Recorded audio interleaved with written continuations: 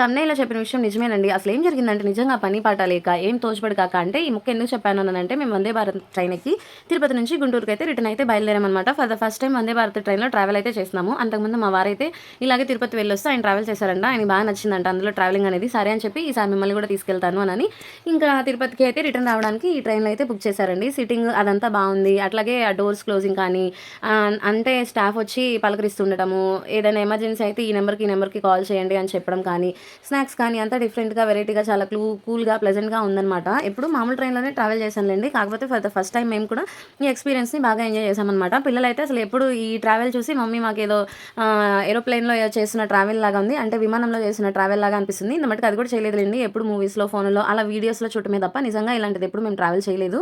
పిల్లలు అండ్ నేనైతే ఫుల్ అయితే ఎంజాయ్ చేశాము. వందే భారత్ ట్రైన్‌లో ఎవరైనా ట్రావెల్ చేయకపోతే ఖచ్చితంగా ఒకసారైనా ట్రావెల్ చేయండి. మీకైతే బాగా నచ్చుతుంది. మాకైతే చాలా బాగా నచ్చింది. ఇంక మేమేంటంటే 3, 4 అవర్స్ ఇంకా ఎవరి జర్నీ వాళ్ళే కదా! సరే అని చెప్పి కొంచెం సేపు పిల్లలతో కబుర్లు చెప్తూ, ఫోన్‌లో ఆడుతూ, తిరుపతిలో కొన్ని టాయ్స్‌తో వాళ్ళు ఆడుకుంటూ, ఇంక మా వారు నేను కొంచెం సేపు కబుర్లు చెప్పుకుంటూ, వచ్చిన స్నాక్స్ అయి తింటూ ఫుల్‌గా అయితే ఎంజాయ్ చేసేసామనమాట. ఫైనల్‌గా వందే భారత్ ట్రావెల్ అయితే మాకు బాగా నచ్చింది. ఇంక ఏం తోయదు కాబట్టి కొంచెం సేపు బొమ్మలతో ఆడుకొని, నాకు ఇంక ఫోను చూసి చూసి పిచ్చెక్కేసి మా అమ్మాయి టాయ్‌తో ఆడుకున్నాననమాట. Okay friends. Bye friends. Bye bye.